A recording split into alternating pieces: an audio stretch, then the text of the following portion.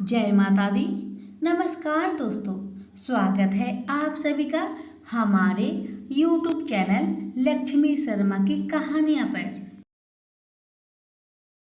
प्रेम से बोलिए जीवत वाहन गोसाई की जय, जीवतिया मैया की जय। प्रिय दर्शकों, आज मैं आप सभी को जीवित पुत्रिका व्रत की एक नई कथा सुनाने जा रही हूँ। कथा को पूरा सुनिए। अगर अच्छी लगे तो वीडियो को लाइक शेयर अवश्य करें। चैनल पर पहली बार आए हैं तो चैनल को सब्सक्राइब भी कर लीजिए। तो आइए सुनिए कथा। बहुत समय पहले की बात है। एक नगर में भोला नामक राजा का शासन हुआ करता था।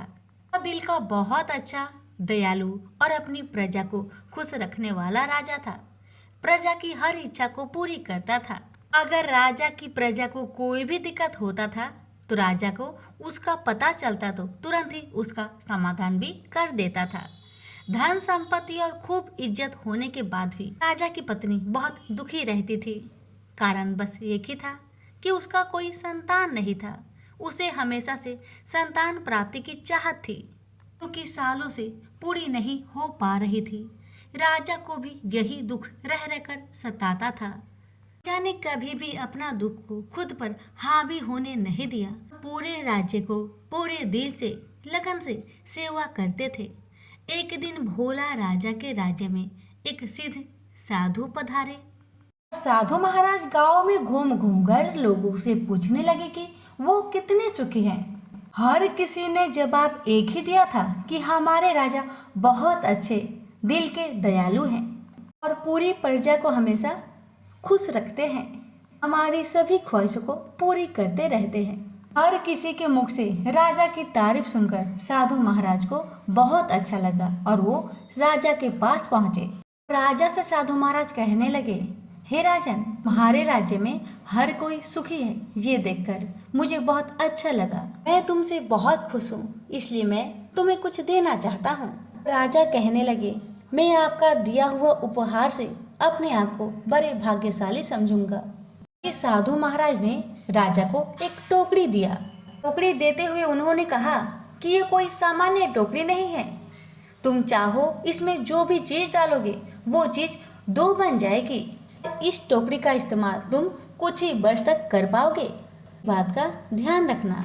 ना कहकर साधु महाराज वहां से चले जाते हैं। अब राजा टोकरी को उठाकर सीधे रानी के पास जाते हैं और रानी से सारी कहानी बताते हैं जो साधु महाराज ने बताई थी।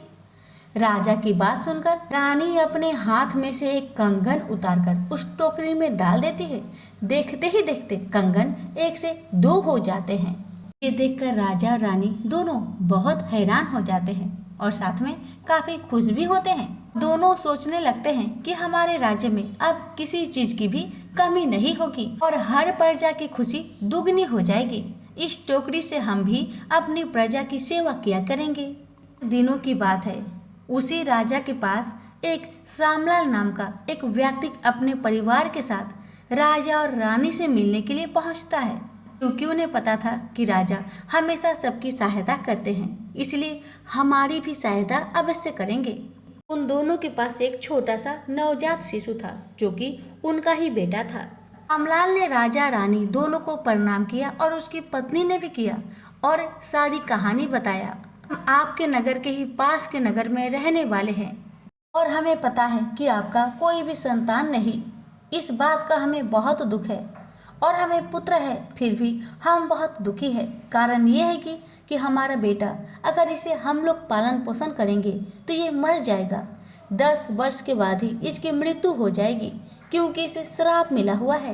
इसलिए हमने सोचा क्यों ना अपने पुत्र को आपको दे दिया जाए और 10 वर्ष बाद मैं आकर अपने बेटे को लेकर चला जाऊंगा। रामलाल की बात पर राजा के कुछ बोलने से पहले ही रानी ने नवजात को अपने गोद में उठा लिया। दोनों का बहुत बहुत धन्यवाद किया कि आप लोग हमारे पास लेकर आए बच्चे को। राजा को पुत्र मिलने की खुशी तो था, लेकिन राजा बहुत परेशान हुआ सोचकर कि वो दोनों पति पत्नी अपने बच्चे को कैसे अपने से अलग करके यहाँ छोड़ के चले गए। ऐसी मजबूरी होगी उनका, अपने से अलग करके। माँ का कलेजा तो फट ही रहा होगा। राजा दिल का बहुत अच्छा था ना, इसीलिए उसके मन में ऐसे ऐसे विचार आ रहे थे। बस उसका मन में था कि कैसे भी करके इस बच्चे का पालन पोषण करके 10 वर्ष के बाद मैं उस माता पिता को, उसके पुत्र को लौटा दूंगा।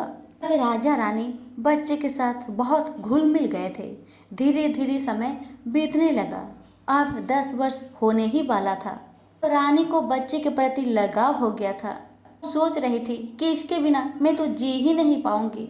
अब ये हमें छोड़कर चला जाएगा तो मैं तो मर ही जाऊंगी। रानी की बात सुनकर राजा बहुत परेशान हुए। तभी फिर उसी नगर में वो साधु महाराज आए और राजा के पास जाकर बोले, महाराज, हमने जो आपको टोकरी दिया था उसका समय पूरा हो गया है, उसे आप वापस कर दीजिए। फिर राजा ने रानी से कहा, रानी जी, टोकरी को बाहर ला दीजिए। साधु महाराज आए हैं, उन्हें उनकी टोकरी में लौटा देता हूँ। रानी ने टोकरी को बाहर रख दिया। तभी राजा अपने बेटे को लेकर वहीं से आ रहे होते हैं। तभी अचानक वह बेटा उस टोकरी में गिर जाता है और गिरते ही वह बालक 2 हो जाता है। ये देखकर राजा बड़े हैरान हुए, लेकिन ये सब साधु महाराज ने देख लिया था। तभी राजा उस टोकरी को साधु महाराज को देते हैं। साधु महाराज तो टोकरी ले लेते हैं और उस बच्चे को देखकर उसका भविष्य के बारे में राजा से कहते हैं, महाराज, आपके पास जो बच्चा है 10 वर्ष के बाद उसकी मृत्यु हो जाएगी, क्योंकि अब उस बच्चे का श्राप आपके बेटे पर आ गया है। क्योंकि ये बेटा आपका कहलाएगा, क्योंकि आपने अपने हाथों से बच्चे को अनजाने में ही टोकरी में डाला था, जिसके वजह से आप इसके पिता हुए और रानी माता। तभी राजा ने साधु महाराज को हाथ जोड़कर कहा, हे साधु महाराज, क्या कोई उपाय नहीं है इस बच्चे को बचाने के लिए? तब साधु महाराज ने कहा, हाँ, उपाय तो है। सिर्फ एक ही उपाय बचा है। अगर आपकी पत्नी जीवित पुत्रिका का व्रत करे तो आपका ये बच्चा बच सकता है, और इसका कोई भी उपाय नहीं है। तब राजा ने कहा, क्यों नहीं, मेरी पत्नी जीवित पुत्रिका व्रत अवश्य करेगी। तभी साधु महाराज ने राजा से और रानी से जीवित पुत्रिका व्रत की सारी विधि को बताए। पहला दिन नहाए खाए, दूसरा दिन निर्जला व्रत और तीसरा दिन पारण किया जाता है। सारा विधि बताकर वहां से चले जाते हैं। और ठीक कुछ दिन बाद वह दूसरे वाले बच्चे का 10 वर्ष पूरा हुआ तो उसके माता पिता आकर उस बच्चे को आकर लेकर अपने घर को चले जाते हैं। अब तो रानी के पास दूसरा बेटा था ही। अब रानी ने मन में प्रतिज्ञा कर ली कि अगले साल से वो भी जीवित पुत्रिका का व्रत नियम पूर्वक और विधि विधान के साथ करेगी। अब जैसे ही अगला साल आया तो रानी ने जितिया का व्रत पूरा नियम पूर्वक किया।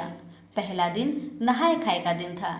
नहाए खाए के दिन घर की साफ सफाई होती है, तो रानी ने भी करवाया और भोजन में मरवा की रोटी, साग सब्जी बनवाया गया। रानी ने अपने नाखून को कटवाकर स्नान करके घर में पूजा पाठ करके मरवा की रोटी खाकर व्रत की शुरुआत की। और रात के बहुत अच्छे अच्छे पकवान रानी ने अपने हाथों से बनाया। 7 किस्म की मिक्स सब्जी जिसमें नोनिया का साग डालकर रानी ने बहुत ही प्यार से बनाया और बहुत सारे पकवान भी बनाई। और ठीक 3 बजे भोर में दूध भगवान को, चीलो सियारी को, मरवाला लोग को झिंगुनी के पत्ते में भोजन देती है और हाथ जोड़कर उनसे क्षमा मांगती है, अगर मुझसे गलती से भी कोई गलती हुआ हो तो मुझे क्षमा करे और मेरे पुत्र की रक्षा करे। इतना कह के रानी कमरे में आकर कुछ भोजन करके पानी पी लेती है और अच्छे से मुंह को साफ करके फिर अपने कमरे में जाके सो जाती है। अब तो रानी को निर्जला व्रत रहना था। अब तो रानी दिन भर निर्जला व्रत रही। जैसे ही शाम हुआ तो पास के सभी लोग नदी में स्नान करने जा रहे थे, तो रानी ने भी नदी में जाकर स्नान किया। सभी वहीं पे बैठकर जीवित भगवान का पूजन करते हैं, कथा को सुनते हैं और जीवतिया को अपने गले में धारण करते हैं। तो रानी ने भी पूजन किया, जीवित भगवान की कथा सुनी और जीवतिया को अपने महल में लाकर अपने बेटे के गले में पहनाकर फिर अपने गले में पहन लेती है और जीवित भगवान से प्रार्थना करती है, हे भगवान, मेरे पुत्र की रक्षा करें, इसकी उम्र को बढ़ाए। इस बच्चे को श्राप मिला है कि 10 वर्ष के बाद इसकी मृत्यु हो जाएगी। मैं तो बाझिन हूँ, मेरा कोख से तो कोई संतान ही नहीं हुआ। मुझे बहुत मुश्किल से ये संतान मिला है, इसकी आप रक्षा करें। ऐसे कह के रानी प्रार्थना करती जा रही थी, जीवित भगवान से दुआ करती जा रही थी। इसी तरह दिन तो बीत गया और रात भी बीत गया। जैसे ही सुबह हुआ, रानी स्नान करके घर में पूजा पाठ करती है और गरम गरम भोजन बनाकर जीव भगवान का नाम लेकर भोजन को ग्रहण करती है। अब तो इसी तरह खुशी से जीवन व्यतीत होने लगा। अब जब भी जितिया का व्रत आता तो रानी विधि पूर्वक नियम अनुसार जितिया का व्रत करती। जितिया व्रत के प्रभाव से रानी की पुत्र का श्राप तो समाप्त हो गया। भगवान ने रानी के पुत्र की मृत्यु को टाल दिए, जिससे रानी की पुत्र की आयु लंबी हो गई। अब तो सभी खुशी पूर्वक रहने लगे। अब दिन ऐसे ही खुशी से बीत रहा था।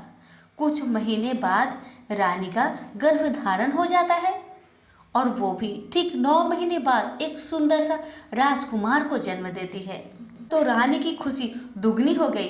राजा भी बहुत खुश हुए कि रानी साहिबा अब तो आप बाजी नहीं कहाएंगी। अब मैं बहुत खुश हूँ, बहुत। ये सोचकर नहीं कि आपने अपने कोख से इस राजकुमार को जन्म दिया है, ये सोचकर बिल्कुल नहीं। ये सोचकर कि आप अब बाजिन नहीं कहलाएंगी।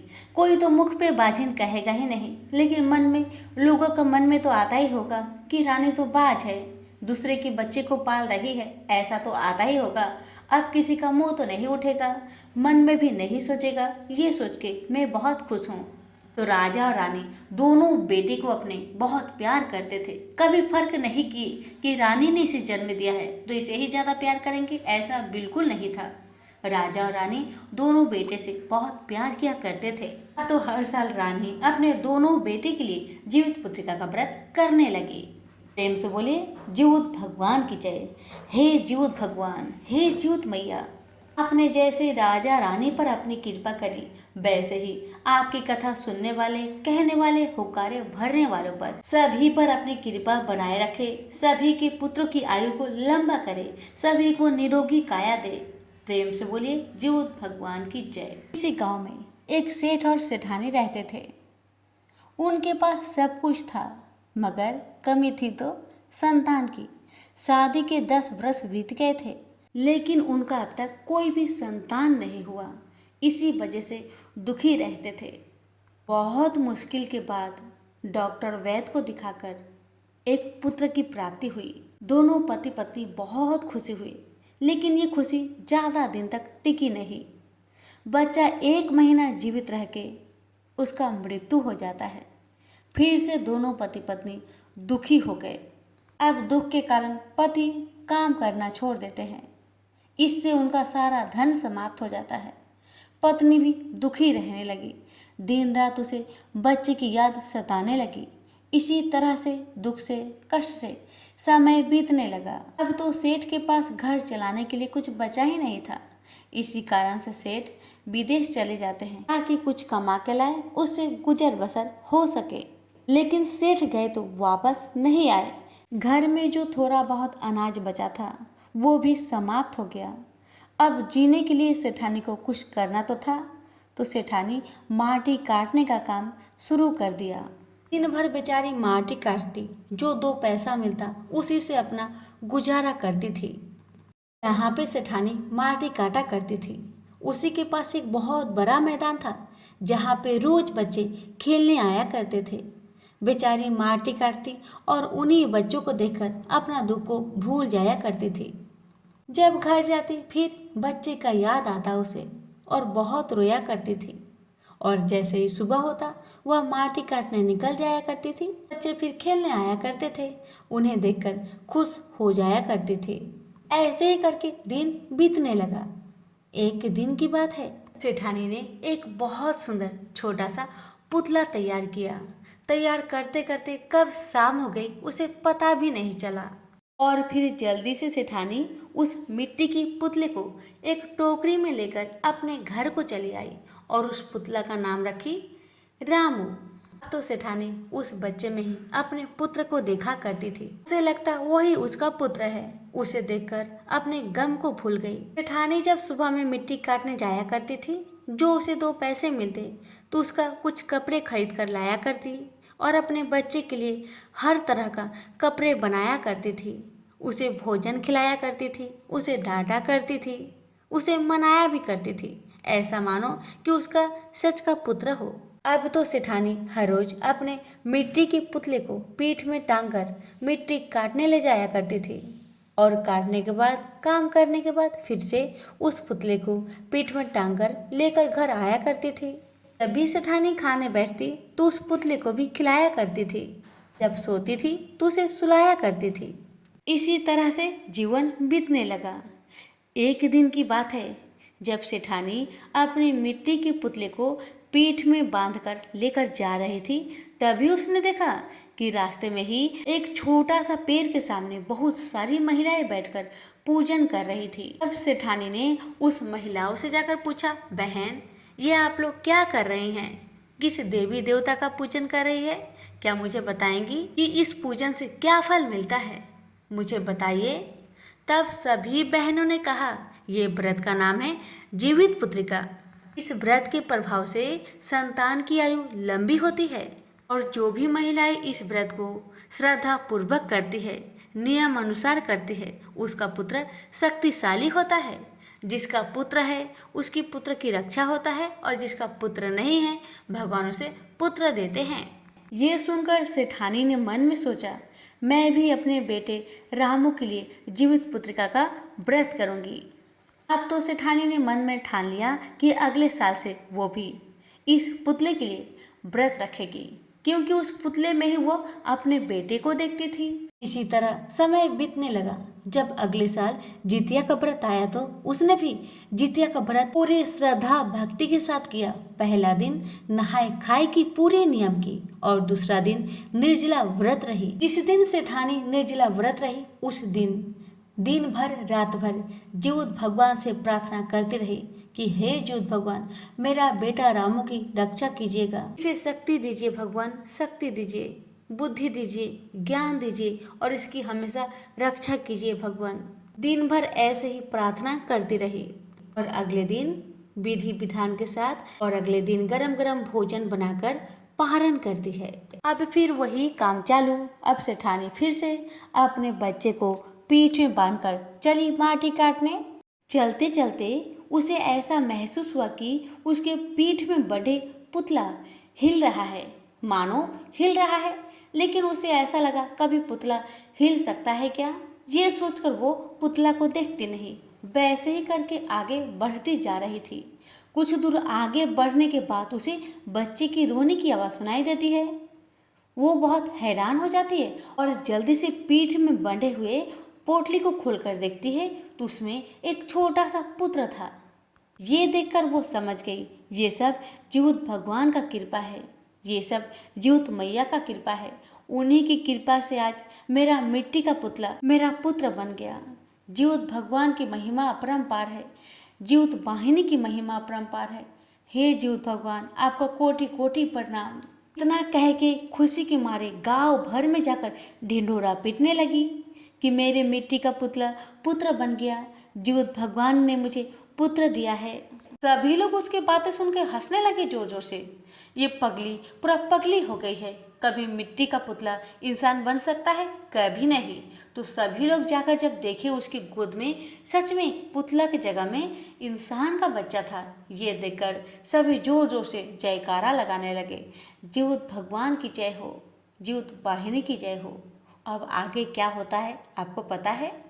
आगे होता ही ये कि पति तो गए हैं विदेश में, अब पति को भी अपनी पत्नी की याद आती है।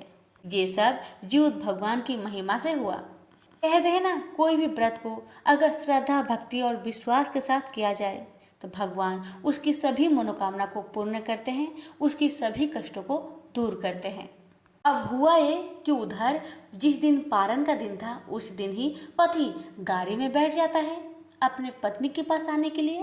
जेठ ने जितना धन कमाए थे उस सारे धन को चोरों ने लूट लिया। बचा था उसके पास थोड़ा सा सत्तू, जो वो घर जाकर खाने के लिए खरीद कर रखा था। अब सत्तू लेके गाड़ी में बैठा, तभी जीवत भगवान एक भिखारी के रूप में आकर उससे कहते हैं, बेटा मुझे बहुत जोर से भूख लगी है, कुछ खाने के लिए है तो दो, भगवान तुम्हारा भला करेंगे। सेठ भी दिल के बहुत अच्छे इंसान थे। उसके पास जो थोड़ा सा सत्तू बचा था उसने पूरे भिखारी बाबा को दे दिया। बाबा क्या किए पता है, उस सत्तू में से थोड़ा सा सत्तू लेकर बाबा खा लेते हैं और बाकी सत्तू उस सेठ को दे देते हैं। कहते हैं बेटा ये सत्तू तुम ले जाओ, अपने घर में खा लेना। सेठ उस सत्तू को अपने झोले में रखकर अपने घर को आते हैं। जैसे ही सेठ घर में आते हैं बड़ा हैरान हो जाते हैं। वो देखते हैं कि उसकी पत्नी एक छोटा सा बच्चे को दूध पिला रही थी। ये देखकर वह बहुत हैरान हो जाता है और बहुत गुस्सा भी हो जाता है। तभी सेठानी अपनी सारी कहानी अपने पति सेठ को सुनाती है। सेठ को सुनकर बहुत अच्छा लगा, बहुत खुश हुआ, अपना बेटा को गले से लगाकर चूमने लगा। तभी उसे याद आती है कि उसने जो भी धन कमाया था चोरों ने लूट लिया। सेठानी से कह ही रहा था, तभी उसने कहा सुनो मुझे बहुत जोर से भूख लगी है, थोड़ा सा सत्तू बचा है उसे थोड़ा ला दो, मैं खा लूँ, खाकर थोड़ा आराम कर लेता हूँ। जैसे ही सेठानी उस झोले को खोलती है तो उसके अंदर ढेर सारा सोना चांदी हीरा मोती भरे पड़े थे। ये देखकर उसके होश उड़ गए और कहने लगी क्या जी आप कितने झूठ कहते हैं, आप तो इतना सारा धन कमा कर लाए हैं और कह रहे हैं सब चोरों ने लूट लिया। तभी सेठ दौड़ते हुए उस झोले के पास आते हैं और उसे पलट कर देखते हैं जिसमें ढेर सारा सोना चांदी हीरा मोती भरा पड़ा है। सत्तू तो है ही नहीं। तभी उसको गाड़ी वाली बात याद आती है। वो समझ जाता है कि कोई और नहीं थे, वो तो स्वयं जीवित भगवान आए थे भिखारी का रूप धारण करके। ये सब तो सेठानी तुम्हारे व्रत का फल है, उसी के फल से भगवान ने तुम्हें पुत्र दिए और मुझे धन दिए। जीवित भगवान की महिमा अपरंपार है, इनकी महिमा को कोई ना जाने। प्रेम से बोलिए जीवित भगवान की जय। हे जीवित भगवान, जैसे आपने सेठानी को पुत्र दिए और सेठ को धन दिए, वैसे ही आपकी कथा कहने वाले, सुनने वाले, हुक्कारे भरने वाले सभी की मनोकामना को पूर्ण करना। तो प्रेम से बोलिए जीवित भगवान की जय, जीवित वाहिनी की जय। इस कथा में आप जानेंगे कि माँ का गलती किसे भोगना पड़ता है। कथा बहुत सुंदर है, बहुत ही दर्द भरी है। कथा को पूरा जरूर सुनिए। अगर अच्छी लगे तो दूसरों को भी शेयर करें। किसी गांव में एक माँ और उसका 2 बेटा साथ रहा करते थे। बेटा बड़े हो चुके थे और माँ बूढ़ी हो चुकी थी। इसी कारण से माँ ने अपने बेटों से कहा, बेटा मेरा जीवन का तो कोई भी ठीक नहीं, मेरा कभी भी प्राण निकल सकती है। तुम दोनों अगर विवाह कर लो तो मुझे चैन मिले। दोनों बेटों ने अच्छे दिन देखकर दोनों बेटे एक ही दिन में विवाह कर लिए और दोनों बहू भी घर आ गई। लड़की की माँ जितिया का व्रत करती थी।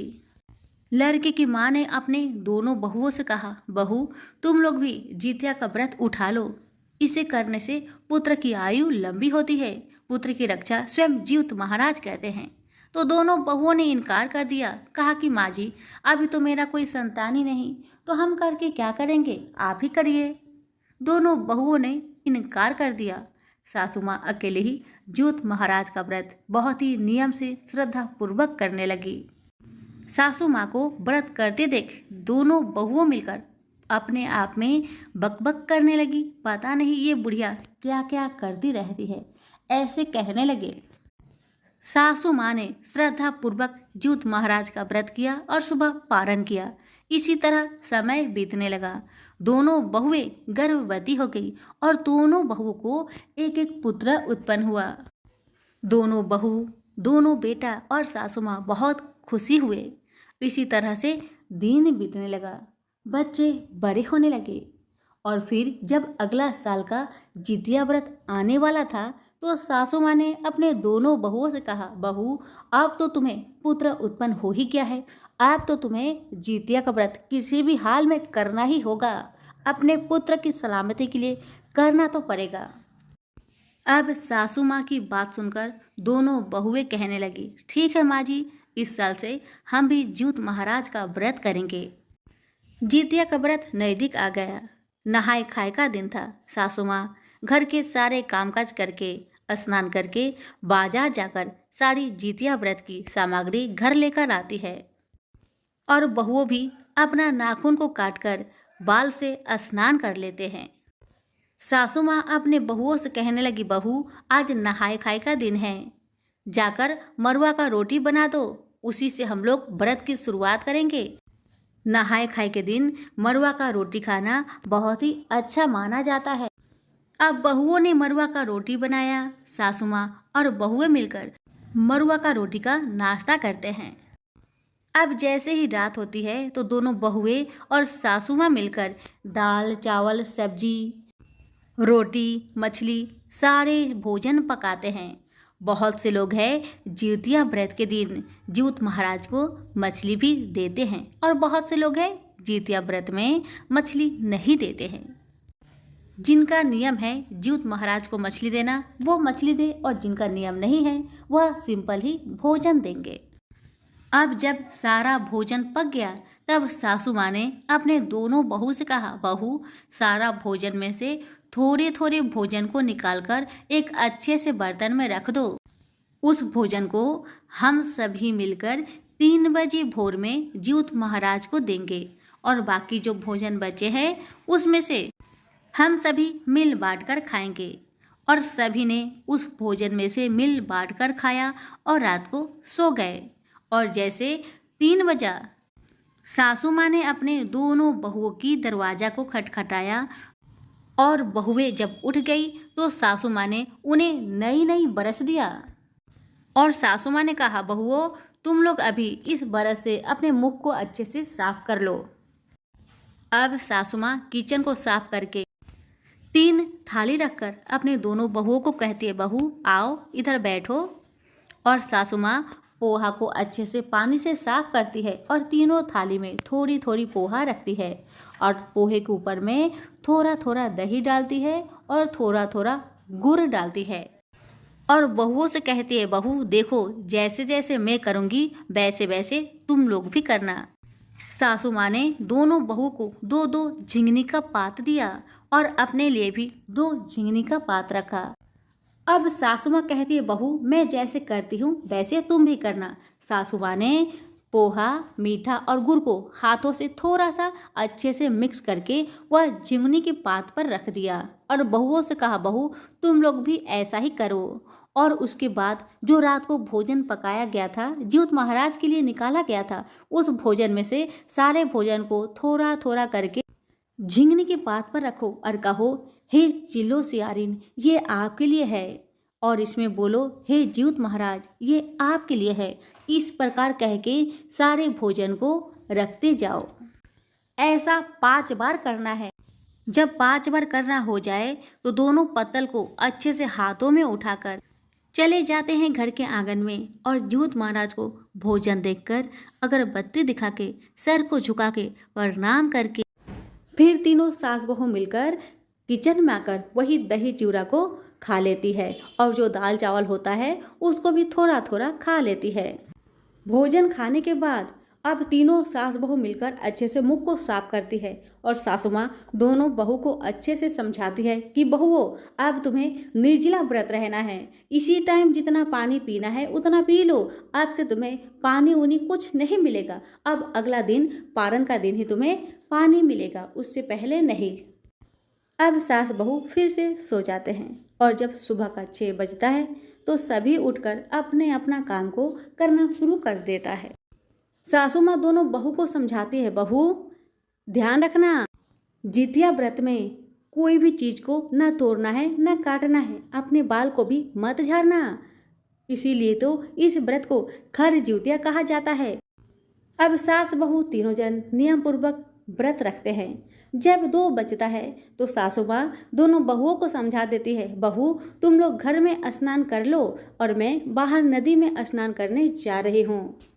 और बगल वाली चाची को सासू माँ कह देती है, चाची मेरी दोनों बहू जितिया का व्रत कर रही है, थोड़ा आप देख लीजिएगा ये लोग व्रत में कोई गलती ना करे। इतना कहकर सासू माँ नदी में स्नान करने चली जाती है और दोनों बहुएं भी स्नान करके घर के आंगन में मिट्टी रख करके उसके ऊपर कलश रख के अपना अपना जितिया को उस कलश पर रखकर हाथ जोड़ करके जिउत महाराज का नियम पूर्वक कथा सुनती है। जब कथा समाप्त हो जाता है तो चाची अपने घर चली जाती है और दोनों बहुएं अपने घर में आ जाती है।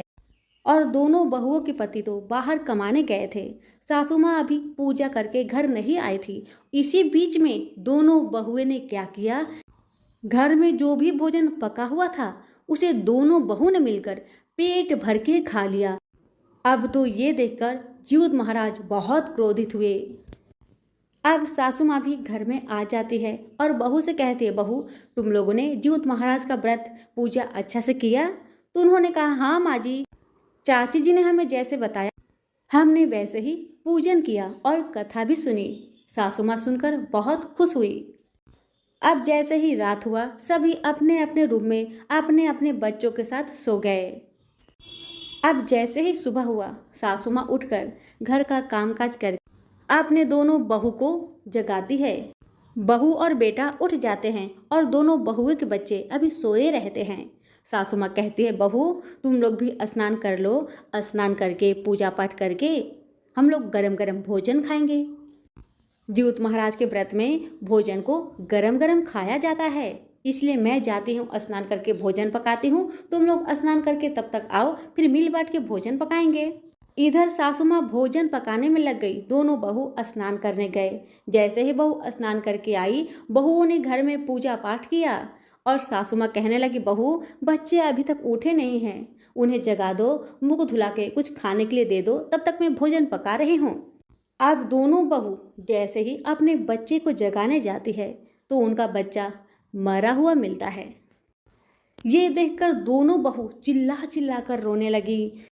बहू की चिल्लाने की आवाज़ सुनकर सासू माँ दौड़ कर गई तो सासू माँ ने देखा दोनों बच्चे मृत पड़े हैं। ये देखकर सासू माँ के पैरों तले जमीन खिसक गई।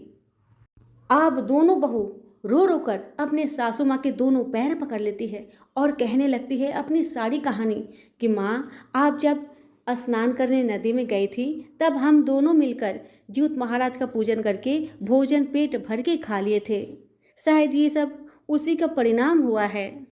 बहू की बात सुनकर सासू माँ बहुत क्रोधित हुई और सासू माँ ने कहा, रे मूर्खे, रे लालची औरत, तुमको मैंने पहले ही बताया था जितिया का व्रत पुत्र के लंबी आयु के लिए रखा जाता है, लेकिन तुमने जितिया का व्रत के दिन ही भोजन कर लिया। मैंने तुम्हें मना किया था जे एक बूंद पानी भी नहीं पीना चाहिए और तुमने भर पेट भोजन कर लिया।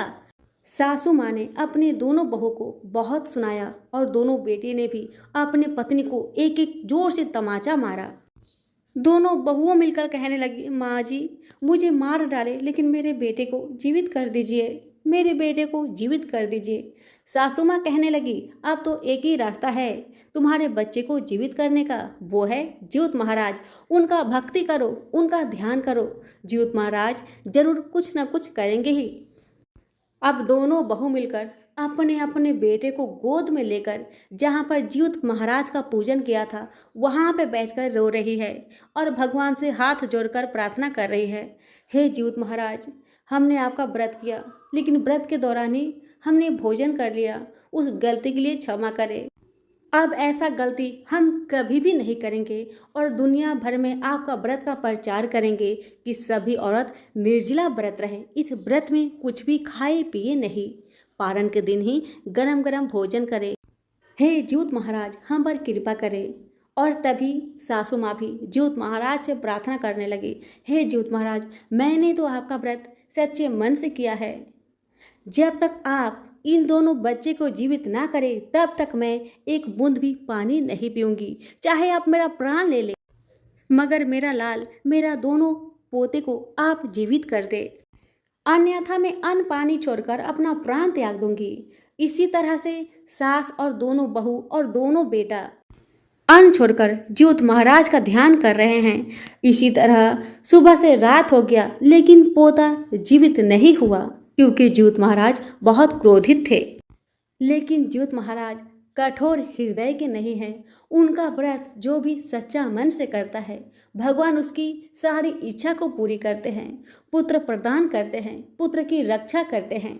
भगवान ने उनका दुख तकलीफ देखा कि सभी अन्न छोड़कर बैठे हैं, इसलिए भगवान ने एक बालक का रूप धारण किया और जैसे ही सुबह हुआ भगवान उनके घर में आए और दोनों मृत बालक के सिर को स्पर्श करके वहां से चले गए।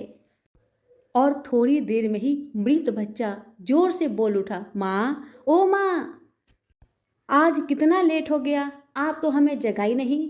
इतना कहते ही दोनों माँओं मिलकर अपने बेटे को बाहों में पकड़ लिया और जोर जोर से रोने लगी और जोर जोर से ज्यूत महाराज की जय जयकार करने लगी। ज्यूत महाराज की जय हो, ज्यूत महाराज की जय हो। अपने बच्चे को पाकर दोनों बहू बहुत खुश हुई, सासू माँ बहुत खुश हुई और दोनों बेटा भी बहुत प्रसन्न हुए।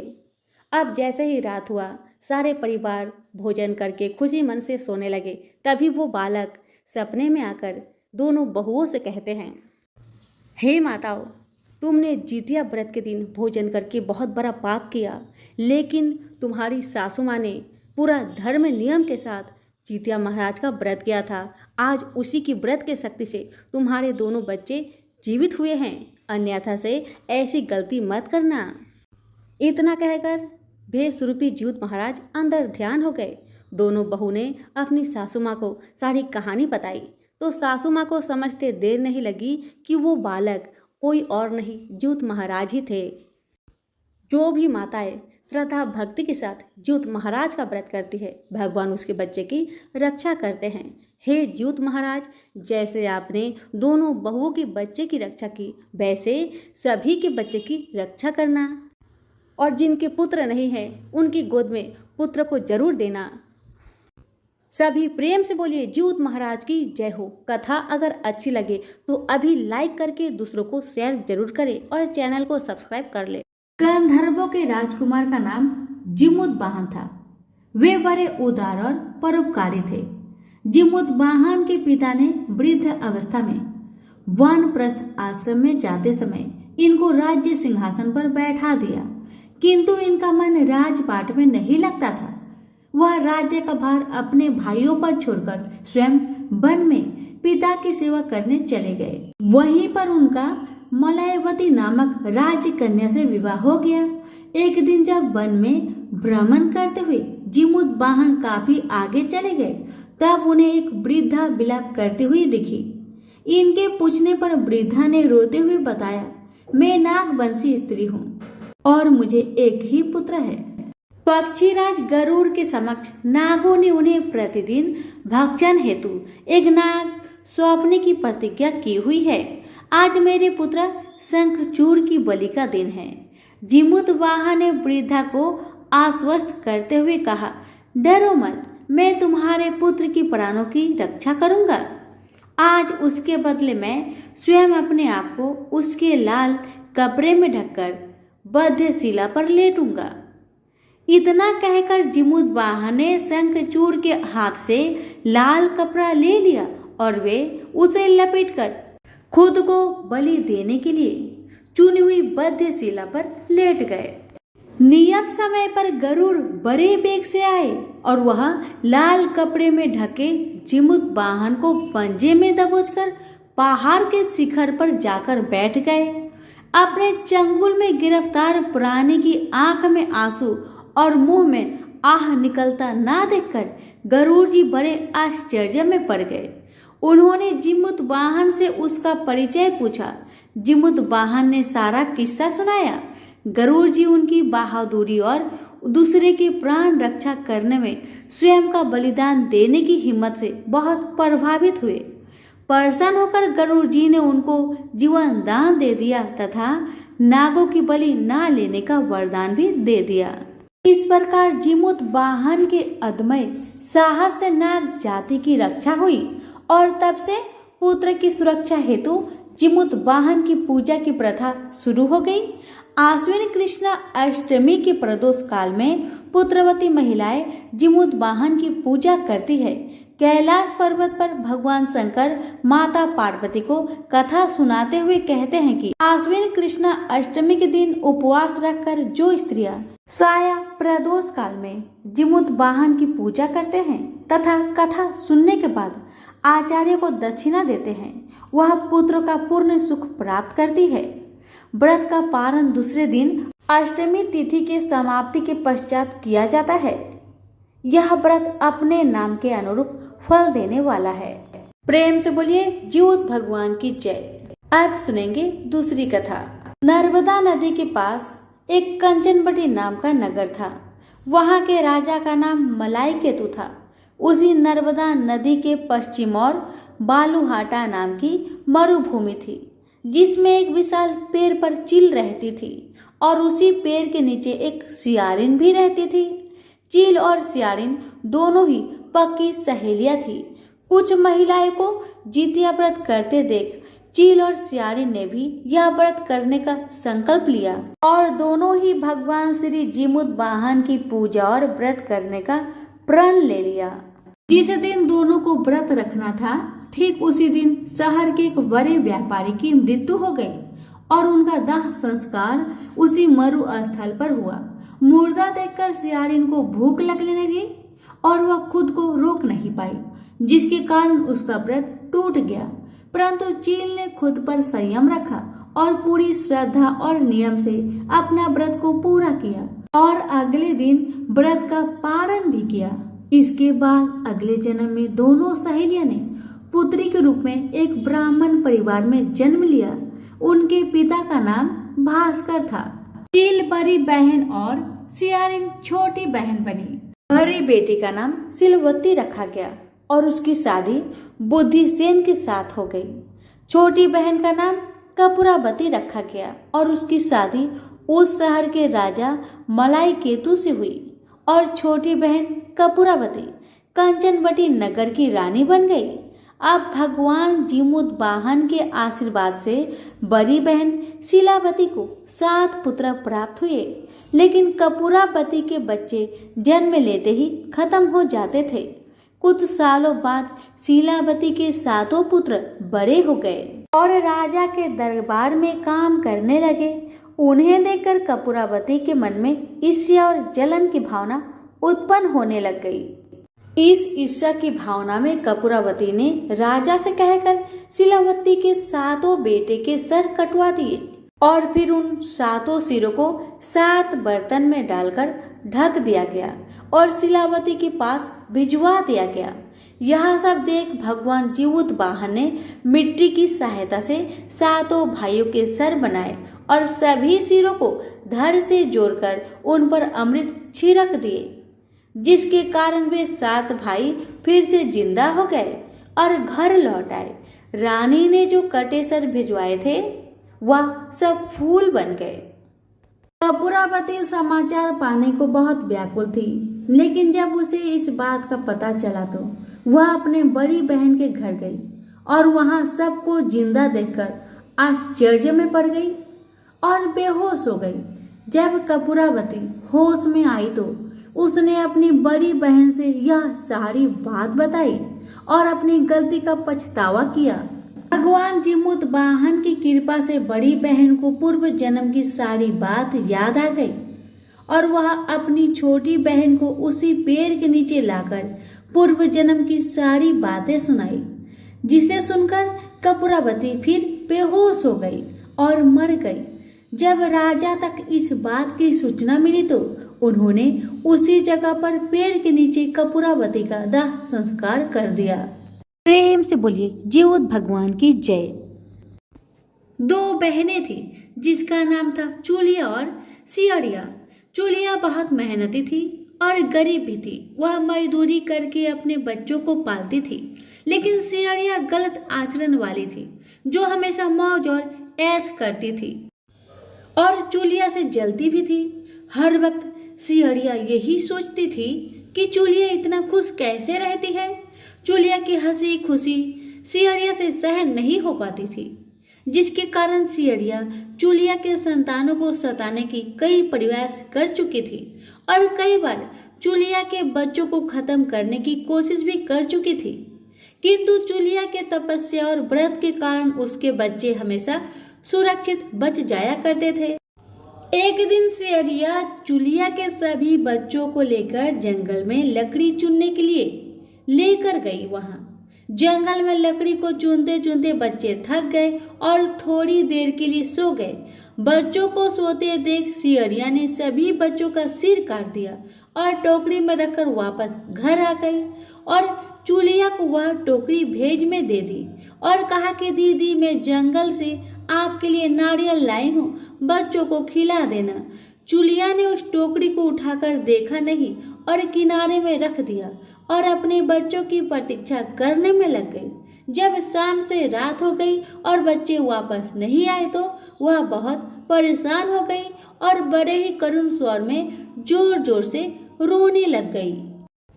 करुणा भरी स्वर को सुन शंकर पार्वती जी से रहा नहीं किया और उन्होंने महादेव जी से कहा कि हे प्रभु, कोई दुखियारी बहुत रो रही है, उसके रोने में बहुत दर्द छुपा है, मुझसे बर्दाश्त नहीं हो पा रहा, हमें चलकर देखना चाहिए कि कौन रो रहा है और क्यों रो रहा है।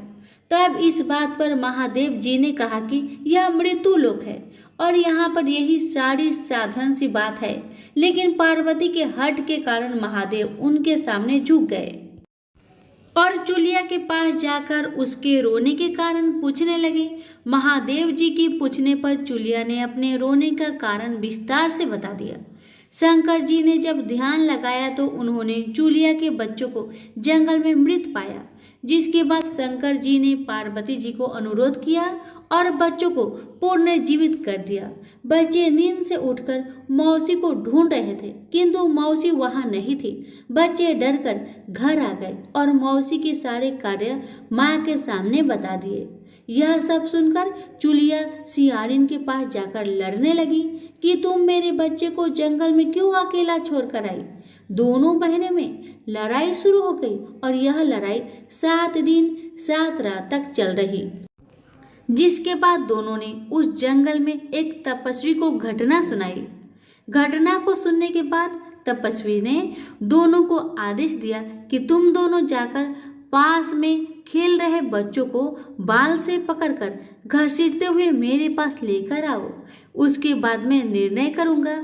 चूलिया बच्चे की माँ थी, उसने बच्चों की पीड़ा देखी नहीं जा सकी, उसने महात्मा के वचनों का पालन नहीं किया, लेकिन सियारिया दौड़ती हुई गई और खेलते हुए बच्चों को बाल से पकड़कर खींचकर ले आई। जिसके बाद तपस्वी ने सियारिया को यह श्राप दिया कि हर जन्म में इसी प्रकार तू सदैव जलती रहेगी और दुखी होती रहेगी।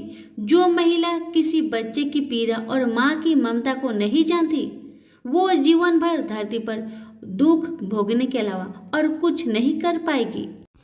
प्रेम से बोले जीवत भगवान की जय। अब सुनिए चौथी कथा। 2 बहनें थी, एक का नाम था सुखिया और दूसरी का नाम था दुखिया। दोनों का भाग्य उनके नाम जैसा ही था। दुखिया गरीब थी और बहुत दुखी रहती थी, सुखिया अमीर थी और हमेशा सुखी रहती थी। दोनों एक ही गांव में रहती थी। दुखिया सुखिया के घर में काम करती थी, साफ सफाई करती थी, खाना बनाती थी और जो खाना बच जाता था वह खाना सुखिया दुखिया को दे देती थी। इसी तरह दुखिया का घर चलता था। समय बीतता गया, दोनों को बच्चे थे। सुखिया को 2 पुत्र थे और दुखिया को भी 2 पुत्र थे। जब जितिया का व्रत आया तो दोनों बहन जितिया का व्रत रखती थी। दुखिया सुखिया के घर में काम करती थी। व्रत के दिन दुखिया ने सुखिया के घर में जो चावल फटका, उससे जो खुर्दी निकला वह अपने लिए रख ली और साफ चावल सुखिया को दे दी। फिर साग चुनी। साग चुनने का मतलब पतियों को डंडल से अलग करना। बढ़िया वाला साग सुखिया के लिए रख दी और जो डंडल था वह अपने लिए रखी। अब दुखिया ने सुखिया का घर सारा खाना बना दिया और अपने घर चावल की खुर्दी और साग की डंडल लेकर गई। बनाने के लिए खुर्दी का चावल और साग की डंडल बनाकर वह खाना अपने बच्चों को खिलाई और खुद भी खाई। उसके बाद दुखिया सोने चली गई। आधी रात में एक बूढ़ी औरत उसके घर पर आकर दरवाजा खटखटाती है तो दुखिया पूछती है कौन है। तब बूढ़ी बोलती है बेटा हम हैं। दुखिया ने उठकर फटाक खोला और पूछती है अम्मा आपको क्या चाहिए, इतनी रात में आप यहाँ किस लिए आई हो। बूढ़ी बोलती है बेटा मुझे बहुत भूख लगी है, कुछ खाने को दे दो। दुखिया उसे घर के अंदर ले आती है और कहती है हम लोग बहुत गरीब हैं, आज मैंने खुर्दी का चावल और साग की डंडल बनाया है, क्या आप खाएंगी। तो बूढ़ी कहती है हाँ क्यों नहीं खाएंगे, हमें बहुत भूख लगी है, हम वही खाएंगे। दुखिया अंदर जाकर खुर्दी चावल और साग की डंडल लाती है और बूढ़ी को देती है। खाने के लिए बूढ़ी खाना खाने के बाद कहती है कि मुझे अच्छे से कुछ दिखाई नहीं देता, इतनी रात के अंधेरे में मैं अपने घर कैसे जाऊंगी। तो दुखिया कहती है कोई बात नहीं, आप यहीं पर सो जाइए, सुबह अपने घर चले जाना। तो बूढ़ी दुखिया के घर में ही सो जाती है। फिर थोड़ी देर बाद उठकर बूढ़ी बोलती है बेटा मुझे पैखाना लगी है, कहाँ करूँ। तो दुखिया कहती है मेरे घर में बाथरूम नहीं है, इसलिए आप उधर कोने में कर लीजिए। बूढ़ी पूछती है कि बेटा भर भर करे या छर छर करे। दुखिया नींद में थी तो कहती है माता जी भर भर कर दो, मैं सुबह साफ कर दूंगी। फिर थोड़ी देर बाद बूढ़ी पूछती है कि बेटा मैं अपने हाथ कहाँ साफ करूं। तो दुखिया कहती है आप मेरे सर में अपने हाथ को साफ कर लीजिए। जब सुबह होती है तो दुखिया को यह सब सपने जैसा लगता है कि सोते समय मुझे कोई सपना आया होगा। वह ज्यादा कुछ नहीं सोचती और नदी में नहाने के लिए चली जाती है। जब वह नदी में नहाती है और अपने बाल धोती है तो उसके बालों से होते हुए जो पानी बहता है वह सोने का पानी होता है। आसपास की सभी महिलाएं यह देखकर चकित हो जाती है और कहती है कि तुम्हारे बालों से तो सोने का पानी गिर रहा है, क्या बात है। फिर उसे रात की सारी बात याद आती है। वह दौड़कर अपने घर की ओर भागती है, यह सोचकर कि उसका घर पैखाना से गंदा हुआ होगा, पहले उसको साफ करना होगा। जब वह अपने घर जाती है तो देखती है कि घर के हर कोने में ढेर सारा सोना बिखरा पड़ा है। यह सब देखकर दुखिया बहुत खुश हो जाती है और सोचती है कि जीतमान बाबा की कृपा है, यह सब तो माता का रूप धारण करके मेरे घर आए और मुझे इतना आशीर्वाद दिए। अब दुखिया अमीर हो जाती है और सुखिया के घर जाकर काम करना बंद कर देती है। दुखिया जब अपना व्रत पूरा करती है तो अपने पुत्र से कहती है कि जाओ मौसी के घर से तराजू लेकर आओ, यह नापने के लिए कि यह सोना कितना है। बच्चा बहुत खुशी से सुखिया मौसी के घर जाता है और तराजू मांगता है। तो सुखिया पूछती है कि तराजू पर क्या नापना है। तो बच्चा बोलता है मेरे घर में बहुत ढेर सारा सोना है, उसी को मम्मी नापेगी। सुखिया कहती है खाने के लिए तुम्हारे पास कुछ भी नहीं है और सोना नापोगे, मुझसे झूठ कहते हो। तो बच्चा कहता है नहीं, मैं झूठ नहीं बोल रहा हूँ। सुखिया सोचती है जब तराजू मांगा है तो कुछ ना कुछ तो जरूर नापना होगा, इसलिए वह तराजू के पीछे गोंद लगा देती है कि जो भी नापेगा वह थोड़ा सा इसमें चिपक जाएगा। दुखिया जब तराजू पर सोना नापती है तो कुछ सोना का टुकड़ा उस बूंद में चिपक जाता है। जब बच्चा तराजू लौटाने आता है तो सुखिया उसको उलट पुलट कर देखती है तो उसे तराजू में सोना लगा हुआ मिलता है। सुखिया सोचती है उसके घर में जरूर कहीं से सोना आया होगा, इसलिए वह कई दिन से काम पर भी नहीं आ रही है। सुखिया उसके घर जाकर देखती है कि यह सोना कहाँ से आया। जब सुखिया दुखिया के पास जाकर पूछती है कि तुम्हारे पास कहाँ से इतना सोना आया कि तुम तराजू मंगाई नापने के लिए, तो दुखिया उस रात की सारी कहानी अपनी बहन सुखिया को बताती है। दुखिया का मन एकदम सच्चा था, इसलिए वह सब कुछ बता देती है। लेकिन सुखिया के मन में लालच आने लगा कि दुखिया के पास हमसे ज्यादा धन आ गया, अब अगले जितिया में मैं भी खुर्दी का चावल और साग का डंडल बनाऊंगी। फिर अगले साल जितिया व्रत दोनों बहन ने रखा। सुखिया के पास हर तरह का सुख था और धन भी था, फिर भी वह जितिया के दिन चावल फटक कर साफ चावल फेंक दी और खुर्दी अपने पास रख ली। साग को तोड़कर पतिया फेंक दी और डंडल अपने पास रख ली और वही बनाई। खा पी कर पूजा पाठ करके सोने चली गई फिर आधी रात में उसके घर में भी बूढ़ी आई और दरवाजा खटखटाती है। सुखिया उसका इंतजार कर रही होती है। वह तुरंत दरवाजा खोलकर बूढ़ी को अपने घर के अंदर ले आती है। बूढ़ी बोलती है, मुझे बहुत भूख लगी है, कुछ खाने को दे दो। तो सुखिया कहती है, मैंने खुर्दी का चावल और डंडल का साग बनाया है। बूढ़ी बोलती है, कोई बात नहीं, मैं खाऊंगी। तो सुखिया परोस देती है और वह सोने चली जाती है। बूढ़ी बोलती है, मैं घर नहीं जा सकती, मुझे दिखाई नहीं देता। तो सुखिया कहती है, कोई बात नहीं, आप यहीं सो जाओ। थोड़ी देर बाद बूढ़ी फिर बोलती है कि मुझे पैखाना लगी है, कहाँ करूँ? तो सुखिया कहती है, वहीं कोने में कर लीजिए। फिर थोड़ी देर बाद बूढ़ी पूछती है कि भर भर करे या छर। इस समय सुखिया को याद नहीं आता कि दुखिया ने क्या बोला था। तो सुखिया बोली, माँ छर कर दीजिए। फिर बूढ़ी पूछती है कि बेटा मैं अपना हाथ कहाँ साफ करूँ? सुखिया कहती है, मेरे सर में साफ कर दीजिए। बूढ़ी अपना हाथ सुखिया के सर में साफ कर देती है। जब सुखिया सुबह उठती है तो उसका पूरा घर गंदगी से भरा पड़ा होता है और उसके बाल में भी बहुत गंदगी लगी होती है। यह सब देखकर सुखिया बहुत दुखी हो जाती है और उसे बहुत गुस्सा भी आता है। वह अपनी बहन दुखिया को बुलाती है और उसको गुस्सा करती है कि तुमने हमसे झूठ कहा और मेरा पूरा घर गंदा करवा दिया। तो दुखिया पूछती है कि तुमने क्या कहा था, भर भर या छर? तो सुखिया कहती है, मैं तो छर बोली। तो दुखिया कहती है, यहीं पर तो तुमने गलती करी और तुम्हारे पास तो सब कुछ था, किसी चीज की कमी नहीं थी, फिर भी तुमने लालच किया। मेरे पास तो कुछ भी नहीं था, तुम्हारे पास तो सब कुछ था। तुम्हारे घर जीतमन बाबा भेष बदल कर आए, लेकिन फिर भी तुमने उन्हें अच्छा खाना नहीं परोसा। मेरे पास तो कुछ भी नहीं था, इसलिए मैंने उन्हें खुर्दी का चावल और साग का डंडल परोसा था। तुमने अपने घर आए भगवान का अपमान किया, सब कुछ रहते हुए भी। तुमने साग और भात खिलाया। तुम्हारे पास सब कुछ होते हुए भी तुम्हें लालच करना नहीं चाहिए, इसलिए तुम्हारे साथ बुरा हुआ। जितिया का व्रत लालच से नहीं, श्रद्धा और विश्वास से कीजिए। प्रेम से बोलिए जीवत भगवान की जय।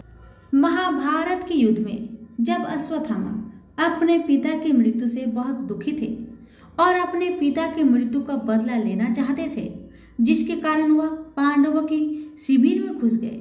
शिविर में उस समय 5 लोग सो रहे थे, जिसके कारण अश्वत्थामा ने उनको पांडव समझकर खत्म कर दिया। यह माना गया कि सभी पुत्र द्रौपदी के 5 पुत्र थे। जिसके बाद अर्जुन ने अश्वत्थामा को बंदी बना लिया और उनकी दिव्य मणि भी छीन ली, जिसके कारण अश्वत्थामा ने क्रोध में आकर अभिमन्यु की पत्नी के गर्भ में पल रहे शिशु को भी ब्रह्मास्त्र के जरिए मार डाला। जिसके बाद भगवान श्री कृष्ण ने अपने सारे पुण्य का फल उत्तरा की अनजन्मी संतान गर्भ में पल रहे शिशु को पुनः जीवित किया। श्री कृष्ण की कृपा से इस पुत्र का नाम जीवित पुत्र का नाम दिया गया। तब से लेकर आज तक संतान की लंबी उम्र के लिए और उनकी मंगल कामना के लिए हर साल माताएं जितिया व्रत या जीवित पुत्र का व्रत रखती है और परंपरा के साथ उन्हें पूरा भी करती है। प्रेम से बोलिए जीवत भगवान की जय। एक समय की बात है जब भगवान श्री कृष्ण द्वारिकापुरी में निवास करते थे। उस समय एक ब्राह्मण भी द्वारिका में रहता था। उसके 7 पुत्र काल के गाल में बचपन में ही जा चुके थे। इस दशा को देखकर वह ब्राह्मण बहुत दुखी था। एक दिन वह भगवान श्री कृष्ण के पास गया और कहने लगा, हे भगवान, आपके राज्य में आपकी कृपा से मेरे 7 पुत्र हुए, परंतु जीवित कोई नहीं रहा।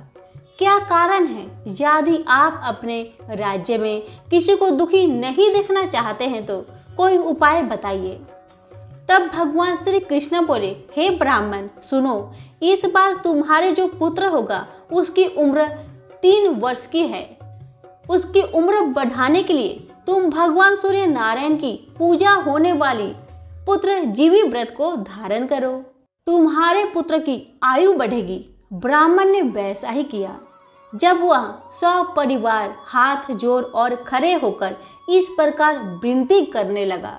दोहा।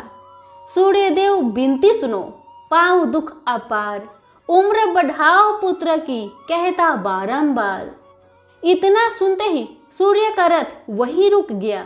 ब्राह्मण की विनती से प्रसन्न होकर सूर्य ने अपने गले से एक माला ब्राह्मण पुत्र के गले में डाल दी और आगे चल गए। थोड़े ही देर में यमराज उस ब्राह्मण पुत्र के प्राण को लेने आए। यमराज को देखकर ब्राह्मण और ब्राह्मणी कृष्ण जी को झूठा कहने लगे। भगवान कृष्ण अपना अनादर जानकर तुरंत सूर्य दर्शन चक्र निकालकर आ गए और बोले, इस माला को यमराज के ऊपर डाल दो। इतना कहते ही ब्राह्मण उस माला को उठाने लगा कि यमराज डरकर भाग गए, परंतु वहां यमराज की छाया खड़ी थी। उस फूल की माला को छाया के ऊपर फेंक दिया गया, जिसके फलस्वरूप वह छाया शनि के रूप में आकर भगवान कृष्ण की प्रार्थना करने लगी। भगवान कृष्ण को शनि के ऊपर दया आ गई और पीपल के वृक्ष पर रहने के लिए कहा।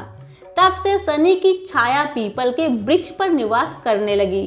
इस प्रकार भगवान श्री कृष्ण ने उस ब्राह्मण के पुत्र की उम्र बढ़ा दिए। इसलिए हे भगवान, जिस तरह उस ब्राह्मण के लड़के की उम्र बढ़ाई है, उसी तरह सबकी उम्र बढ़ाना।